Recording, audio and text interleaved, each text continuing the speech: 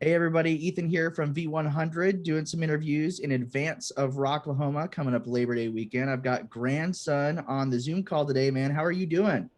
I'm ready to rock La fucking Homa. Let's I do see it. I see what you did there. That was good. I'm ready to rock the Roma out of Rocklahoma.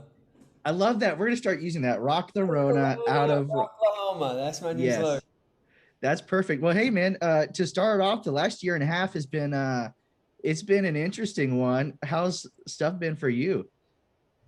Interesting. Interesting. It's been challenging in a lot of ways. It also forced me at a time, a couple months into the pandemic, there was this kind of standstill for artists. Mm.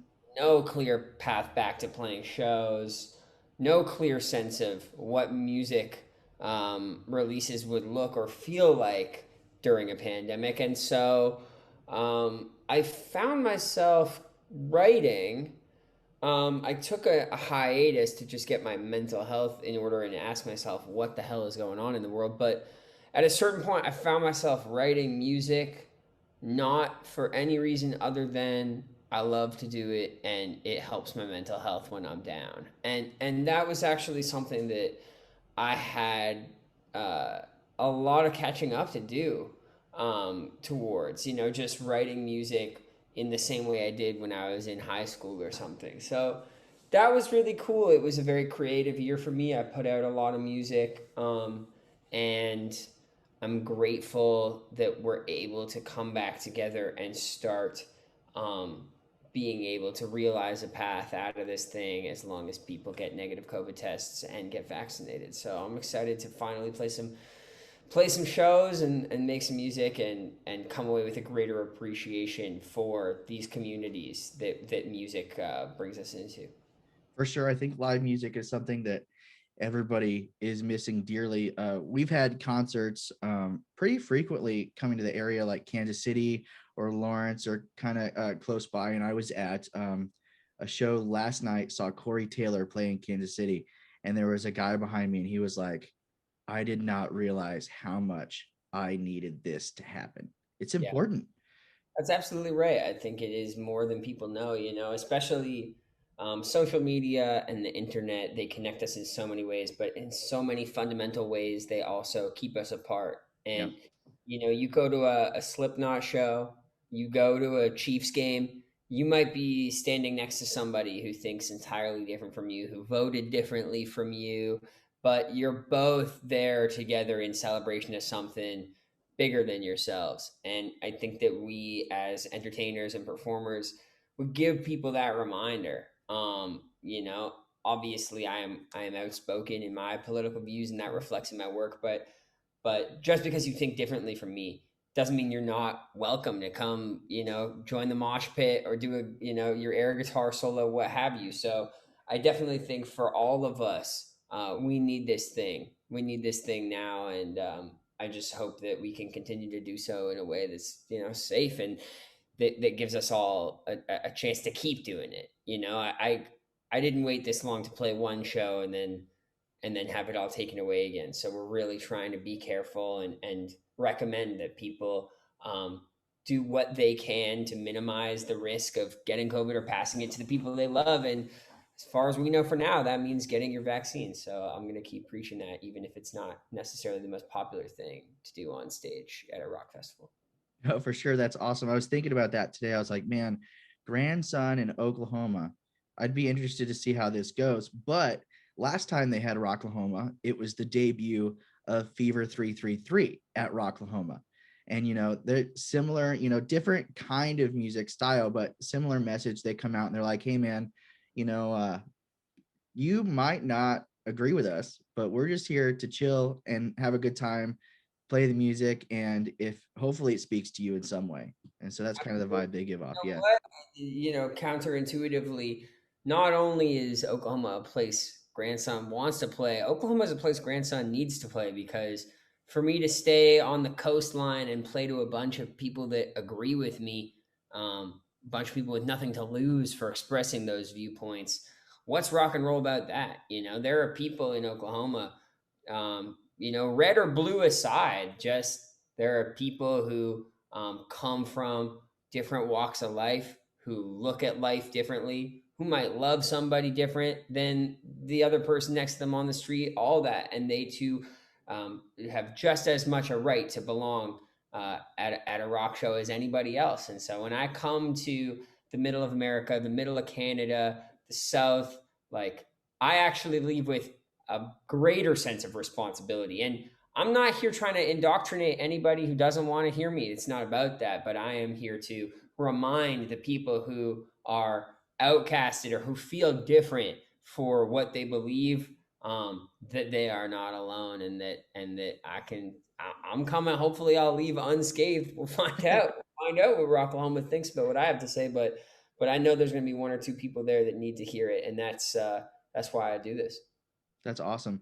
Speaking of all of that stuff, your lyrics tend to be pretty politically or social, Justice League charged. If people don't know that are watching, um, the last year and a half has been insane in the political and social justice climate. Both of them. You mentioned writing some music. You put out "Death of an Optimist" last year, your debut LP. Have you been writing the next project with all of this stuff that's been happening? Yeah, yes, absolutely. There will always be, for me, living in the time that we live in will always inform the kind of songs that I'm writing.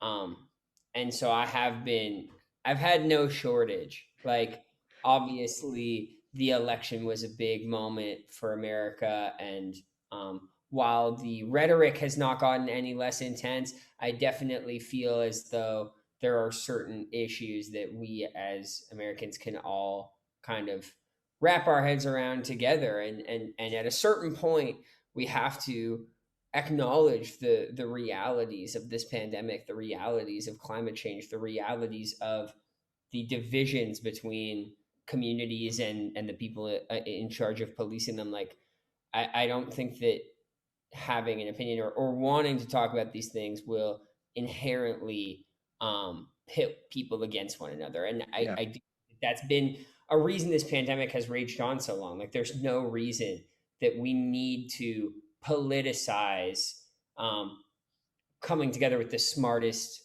most experienced people in the field of immunology and science, and asking these people what the hell we should do. And I think the politicizing of having these conversations exacerbates, makes worse the issues that we face. So that's just my attitude. This isn't my campaign speech or anything like that. Like I'm not running for president, I am just writing badass rock songs. I'm writing a whole bunch more of them, but I also think that my next project will not just be a reflection on what I stand for, but I also think I want to give people more of an insight into who I am, my struggles with mental health, my struggles with addiction, my struggles with growing up, growing up different, and so there's going to be that side of things as well, for sure. Yeah.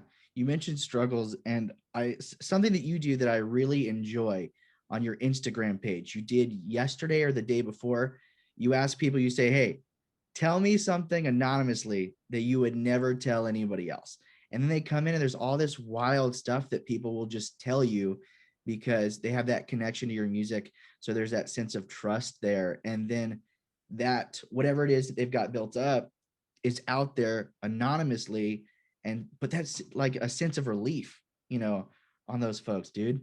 Yeah, it's a really interesting thing. I think people just kind of forget. They see the blue check mark on Instagram, forget that I too am just a human being reading this stuff, and it gets everywhere from really silly and like embarrassing confessions from when they were a kid, and like up to dealing with disorders, self-harm, assault.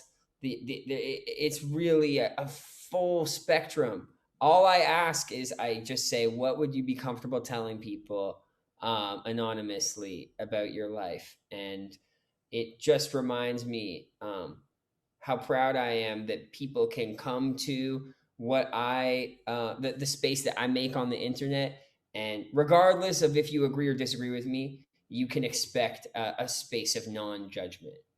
for the most part. As long as your viewpoints, your attitudes don't come at the expense of other people, you know what I mean? Like, as long as you're just expressing what you're into, or all kinds of weird quirks and sexual fantasies and whatever, like whatever floats your boat, dude, for sure. Have fun with that. I think that people can expect me to be this like heavy hitting Mr. Rogers of rock and roll, where it's like, dude, I come in, I try to keep things as authentic as I know how. I grew up in a household where didn't matter who I loved, didn't matter what color their skin was, didn't matter how they voted, any of that. I still had a seat at the dinner table, and the front door was open when I would get home. And it took me going on tour, it took me becoming a public figure to realize what a privilege that is and was. And now I try to use my platform to give people that space, that I had growing up that they might not have had. So yeah, the Instagram secrets is like just one weird way that I found to encourage and foster that trust. And never once have I like exposed anybody or anything Yeah. like that. That's not what it's about. It's been really entertaining. Yeah, no, that's cool. Well, hey, over the pandemic, you've done other things other than just releasing your debut record. That was back in December, if I'm not mistaken. And one of those things was the Suicide Squad theme song, basically the song for the movie. How the hell did this happen? Man, I ask myself that all the time. It all stemmed from I wrote a song during the pandemic with two friends of mine, Sam from X Ambassadors and K Flay. The three of us got together over Zoom and did a contactless song together. We just jammed out, sent voice notes back and forth, and came up with a little song called Zen. And the song kind of took off, went to number one on alternative radio in Canada, racked up nearly 20 million streams on Spotify alone. And this was just this little pandemic baby of ours. And one of the best things to come from it was it somehow came across the playlist of James Gunn, who is like the one of the very few like kings of the superhero comic book universe. He worked on the Guardians of the Galaxy franchise, and then was given the keys to the kingdom for the Suicide Squad. Wrote it and directed this awesome movie, with a ton of creative liberties. He did what he wanted with it, and one thing he wanted was my music. And so all that stemmed from him just sharing my song Zen. I messaged him on Twitter just thanking him for sharing, and we got to talking, and he asked me if I had any unreleased songs that he could work with. And so that was where I started writing with this opportunity in mind. And we got my friend Jesse Reyes, also dual citizen Canadian. She came and laced it up, and yeah, I don't know how the hell I was the lucky guy to get it, but it was a really cool opportunity. No, that's amazing. And you also have kind of an updated version of Oh No in the film, right? Too. That's right. Yeah. Oh no, little did I know was the end credit of the movie. That's one of the like most coveted slots an artist can hope for when it comes to summer action blockbuster. Like especially in the Marvel and DC universes where people can anticipate end credit scene. Mhm. Once the credits roll, there's always kind of like a hidden Easter egg, and so people got to sit through my whole song. So yeah, it was cool. Oh no, gave me an opportunity. I was a big fan of Vic Mensa. He's like a Chicago legend. Him and Chance the Rapper were super influential on me when I was growing up. I'm about their age, so tapped him for it, and then Masked Wolf, artist blowing up out of Australia. So yeah, we got to reimagine an older song, and then Rain came out obviously as the lead single from the movie. And it's one of those moments. I think nowadays the music industry is so much different than anything that older generations can understand or enjoy, but it was one of those moments that like everyone could wrap their heads around and get Yeah. excited, where it's like my grandmother can understand you got a song in a movie and that's cool. So I try to savor those moments. They're not guaranteed, they're not promised, but I'm very, very grateful for those opportunities, and I try to make the best music I know how. That's awesome. And you went to the premiere a couple weeks back. My favorite photo or video or anything from the premiere was when James was introducing you to Sylvester Stallone. I saw that video. I think it was on your Instagram, and I was like, "Oh my god, that must be the coolest moment ever with you and Jesse there getting introduced to Sylvester Stallone." Yeah, the whole thing would just kind of played out like this weird lucid dream. Like, men, these super duper muscular men. I met John Cena, I met Sylvester Stallone. Their muscles are just bulging in places I didn't know muscles bulge. But they're, very, but like they got the kind of politician, they got a big smile, they smell good. They're like, larger than life figures. So shook Sly's hand, said a couple words to him, let him know, he did a great job with the movie. And then that was it. It was just like a blink.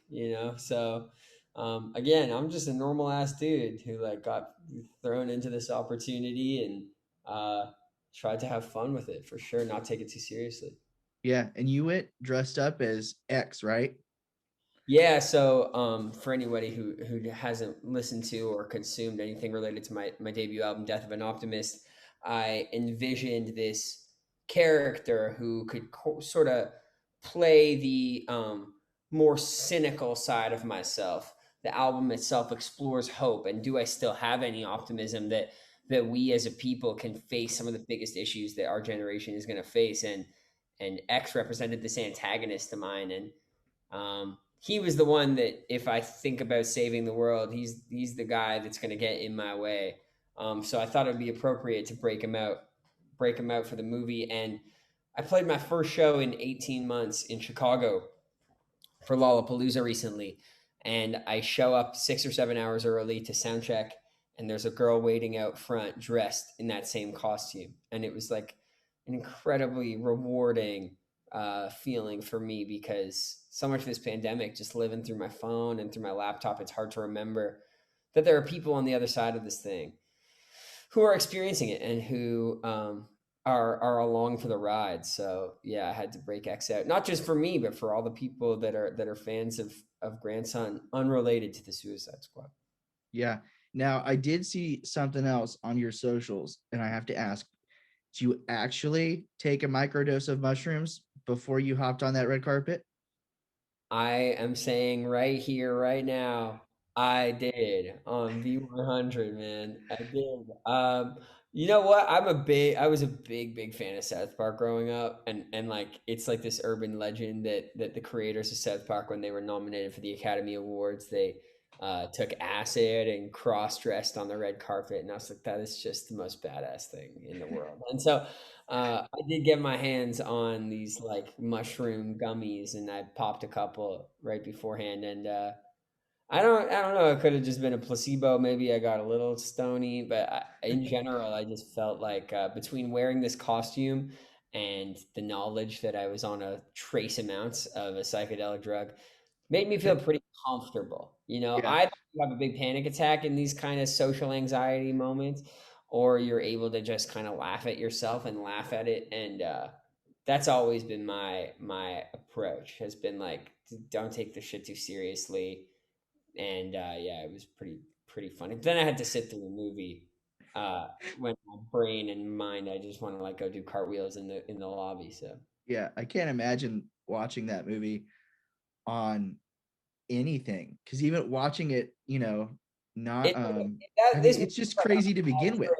Yeah, in and Yeah. of itself, people are getting ripped in half, and it's so gory and loud, and it's awesome. It's Yeah. especially of all the ways to come back to the movies. Like, I'm a big fan of like independent cinema, and I Mhm. started watching a bunch of like South Korean movies this with subtitles during the pandemic, quiet, intimate stuff. I want to go to the movie theater and have giant sharks ripping people's heads off, voiced by Sylvester Stallone. That's what I want to do with my movie experience. So that's what I got. Absolutely. So you're a big movie guy? Yeah, big time, and I think that that's reflected in the kind of cinematic nature of a lot of my music. I'm very grateful for this opportunity that James Gunn gave me, but at the same time, I feel like, dude, I've been making music. I've been auditioning for an opportunity like this since I first started making music. Like, somebody Yeah, put me in, please. Yeah. that's great. So like, what if you had to pick one? What would be your favorite movie of all time then? I don't have a favorite movie of all time. I'll say that I like a lot of dudes. I'm a big fan of Quentin Tarantino. Hmm. Big fan of that kind of stuff. I like Paul Thomas Anderson. There Will Be Blood. Scorsese, Casino, um, The Departed. I like a good action thriller, political drama. Um, I like good comedy movies as well. Like I'm kind of all over the place, really. Yeah. I do love a good time at the movies for sure. You mentioned Tarantino. Have you been to his theater, the New Beverly in LA?